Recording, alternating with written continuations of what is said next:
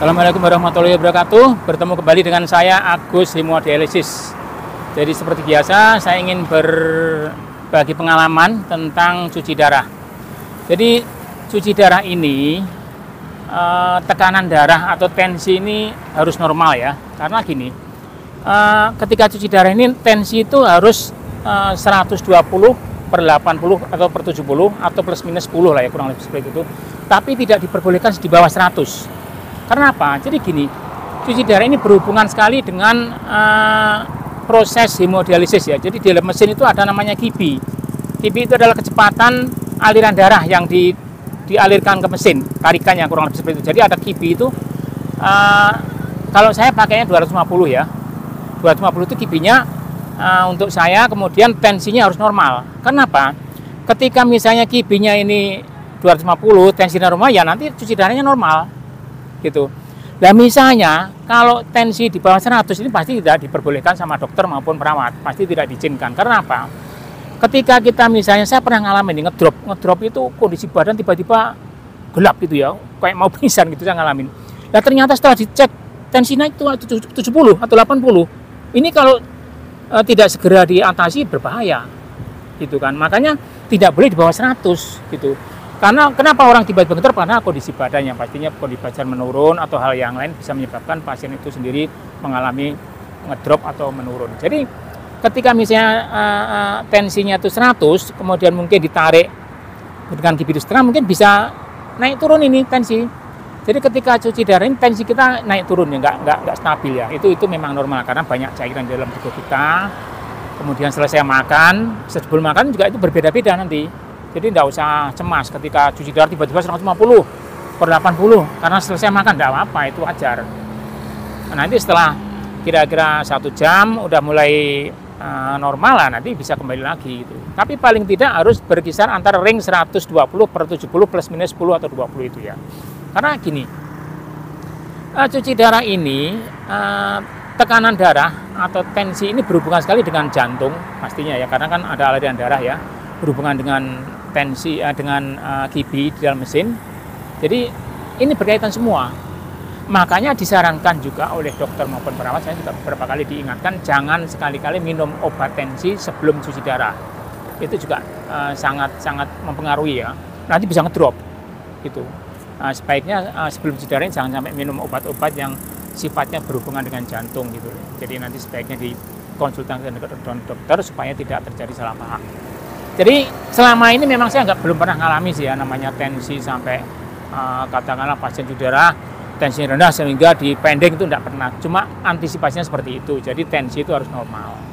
Namun demikian tidak dipertahankan juga misalnya tensi itu sampai tinggi juga nggak boleh juga. Ini juga risiko ya. Karena ketika misalnya kita tensinya sampai tinggi terus nggak bisa turun, memang cuci darah masih bisa ya. Tentunya ini perlu pengawasan khusus ya sama tim medis. Nah misalnya kita tensinya tinggi terus gitu, ketika terminasi itu adalah semacam selesai cuci darah itu harus dicabut ya jarumnya atau selang dilepas. Nah ketika dilepas ini kan ditutup pakai deper ya gini, kira-kira berapa menit setelah kering nanti di plester gitu kan.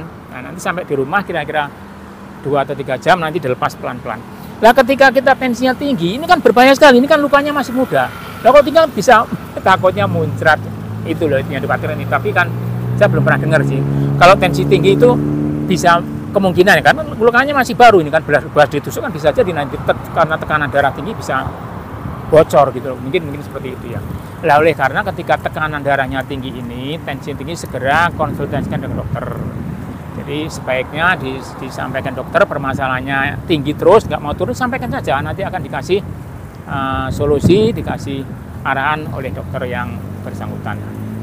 Lah kalau menurut saya ya mungkin nih saya nggak begitu ini. Kalau logika saya, kalau ada memang pasien yang mengalami riwayat darah rendah, ya tekanan memang rendah, itu memang beda, itu harus disampaikan juga, sehingga nanti mungkin akan dipertimbangkan dengan kibinya disesuaikan gitu kan. Karena kalau memang tensinya rendah, memang rendah ya rendah, nggak bisa ini kan, nggak bisa ditinggikan. Kan ada yang orang tensinya itu misalnya 80/50 atau begitu, pokoknya di bawah 100 ada, saya pernah dengar juga itu. Itu juga nanti disampaikan ke dokter supaya nanti dikasih pengarahan yang lebih khusus gitu. Nah, kalau menurut saya juga ini sekarang logika ya. Kalau olahragawan atlet kan sehatnya luar biasa tuh. Pemain bola itu kan, voli, badminton itu kan keringetnya sampai ngocor kayak itu tuh.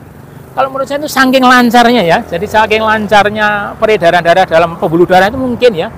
Mungkin tekan darahnya itu rendah itu mungkin. Jadi dipompa gitu ya. Pompa jantung mungkin ya. Mungkin karena pompanya itu hanya tekanan darahnya mungkin ya. Katakan 80 atau 70. Pompa pelan aja udah piar kemana-mana itu. Saking lancarnya ini. Jadi pembuluh darahnya saking lancarnya itu pompanya jantung pelan aja udah nyebar kemana-mana. Kalau kita kan sampai tekanan darah tinggi pun nggak bisa nyebar, malah pusing. Nah, ini mungkin seperti itu ya. Jadi kalau olahragawan atau itu nggak ada istilahnya asam urat, kolesterol itu nggak ada. Udah pasti 100% sehat semua. Karena kita lihat aja kalau main bola itu sampai keringetnya kayak gitu. Gobiosnya, wah betapa enaknya ya keringet kayak gitu tuh, badan enaknya kayak apa itu udah ada. Itu salah satu contoh orang sehat itu seperti itu.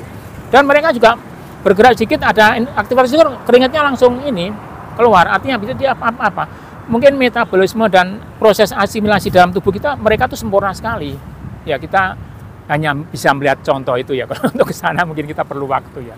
Namun demikian tensi ini atau tekanan darah ini sangat penting, harus normal pada saat cuci darah karena berhubungan sekali dengan kipi di dalam mesin, di dalam proses tubuh kita juga ada namanya pompa jantung, itu juga berpengaruh sekali.